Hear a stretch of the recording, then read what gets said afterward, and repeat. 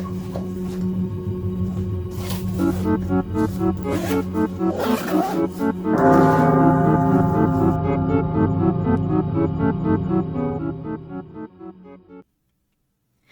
everybody, welcome back to another Krita class video. Today we're going to continue our series and our beautiful piece of artwork from last week of our lovely clouds.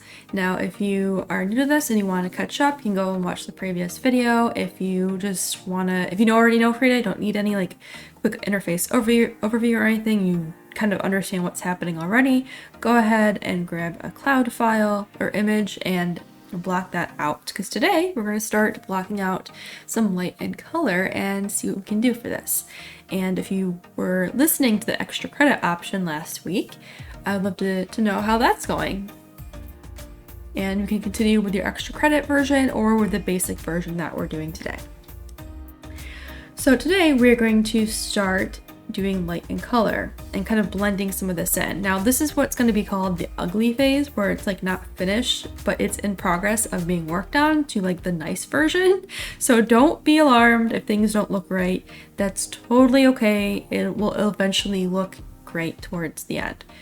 So we're going to continue with using our brush here, just whatever brush you're using, and just start filling in some shadow. So like I said in the last video, if you would want, you can go ahead and eyedrop directly from the reference image, or you can go ahead and try and practice with doing that yourself.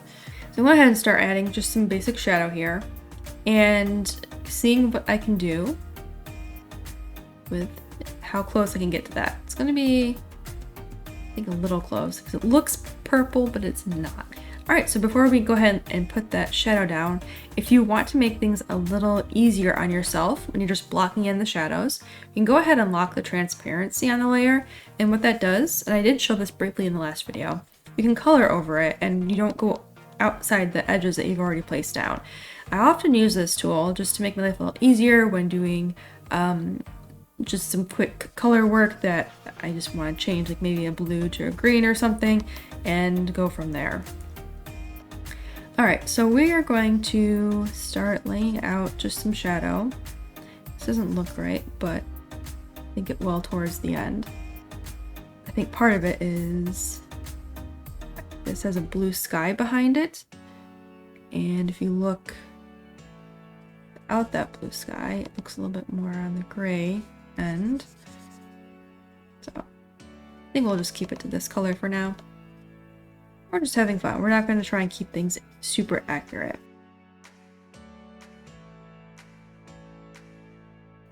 Now you can see here, there's no harsh shadows. So I'm actually just going to keep this the way it is and leave the harsh shadows. And later on, we can start blending things together. But right now, you just want to get some of the shadow in here.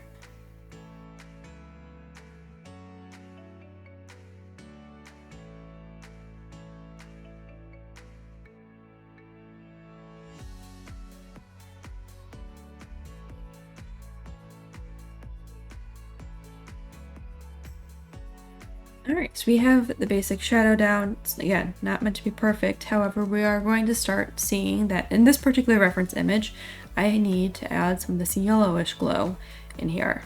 And that way I can get a better look of these shadows, because it's starting to not be, these aren't shadows. This is where the nice glow is. So to do that, I'm going to go and, let's see. I have my color wheel set to CMYK, so I just changed that. So this isn't really a yellow, pure yellow. There we go. That was close. All right, so we're gonna go ahead and keep that transparency layer locked and kind of add this in. And just start blocking some of this out. Now, if you want to make this a little bit easier, what you can do, you can just kind of like zoom out and look at the overall color shape. And like I have glasses, so I can just take my glasses off and it just looks blurred together. And that can help determine like light and shadow, where things are going. I have no idea what this looks like right now. Add some orange here. But you can kind of do that, and that'll help you get an idea of the overall rough forms. So now what I'm doing, I'm just going in and adding some like color in between. because this looks more orangey here. It starts mixing in. I'm just keeping basic shapes, trying not to get too crazy.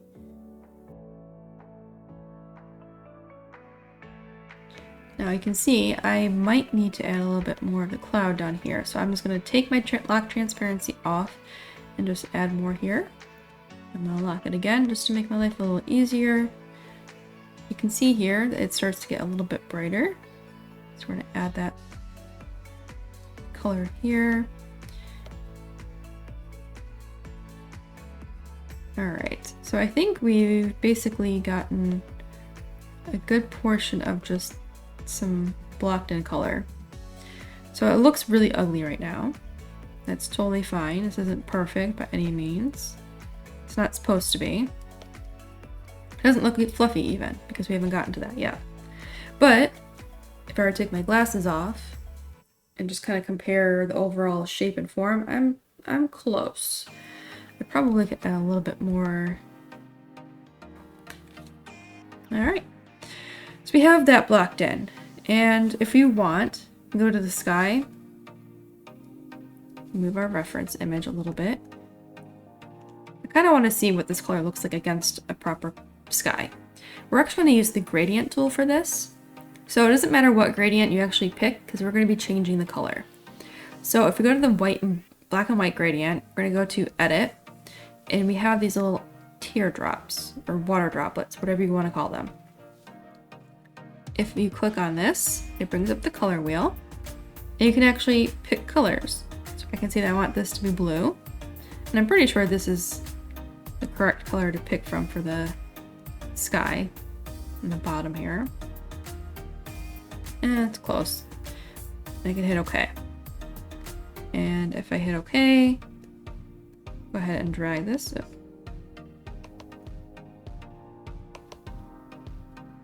It's pretty similar, but not quite.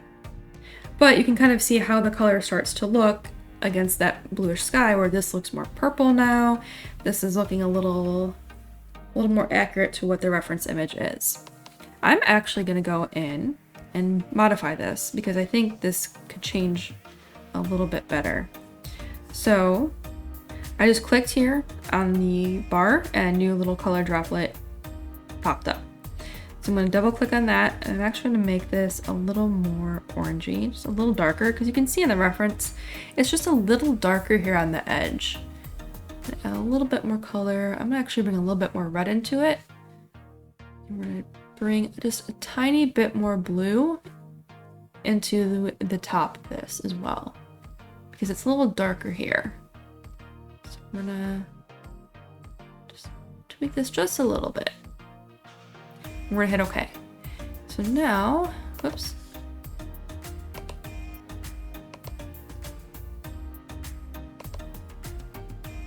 Now we can just play with this and see how it looks.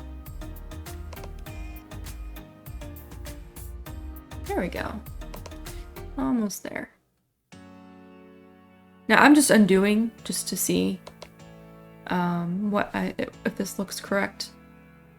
That actually needs to be a little bit lighter in the middle, so we're going to edit.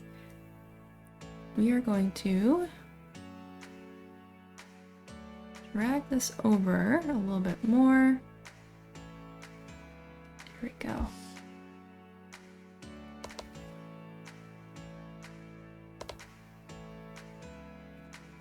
All right, so that looks a little better.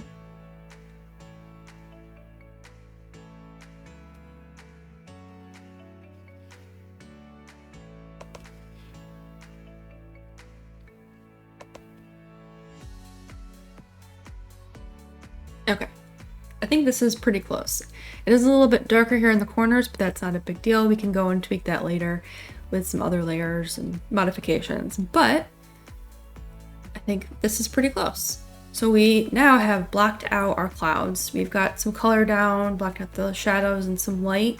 We've added a background with a gradient tool, and we were able to lock the transparency layer and use it to our advantage. Now, I would like to go into more blending and things like that, but I don't want these videos to be too long. I want them to be very simple and digestible and allow you to experiment with things before the next video.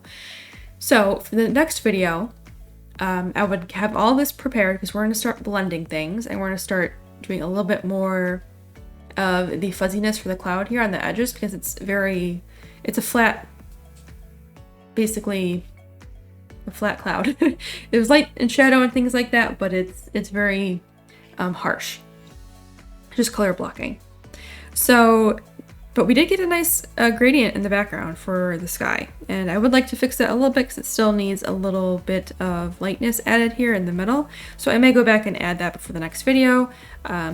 Go ahead and play with the gradient, get a color scheme that you like, get something that looks good to you or as close to the reference. Play with it. It doesn't have to be perfect, but it's good to practice adding in different colors and seeing how that gradient can work in your favor. And yeah, and if you want extra credit, again, continue with the color block version. That's all sorts of different colors. If you want, we can go over that real quick. We'll say this is blue. I'm sorry, this is purple. Wow, I don't know my colors. I'm just blocking the brightness here real quick, right? And if we want something really crazy, we can do like pink for the brightness area for blocking in that light. Okay, so really rough color blocking for the purple. Not sure this would be accurate, but something to play with and have fun with. All right, so this is your homework for next week on the screen. If this is easier than just listening to me say what your homework is, go ahead and screenshot this. I will also put this in the Krita class channel in my Discord server and pin that so you can access it much more easily. All right, so for extra credit, you can either continue your purple version, or you can look at your reference with the sky and make some really crazy color combinations with it. You know, it doesn't have to be accurate, like, or realistic rather, to sunset, but it can be like, oh, this is like a nice blue sky. I'm going to add a couple other colors in it, maybe make it more of a rainbow sky, make it like a green sky, orange, you know, things like that. Have fun with it. And let me know how it looks in Krita class in our Discord server. If you'd like to join that, you can click the join link or the invite down in the description of the video below. And I will see you next week. Make sure to like this video and subscribe so you don't miss out on those videos.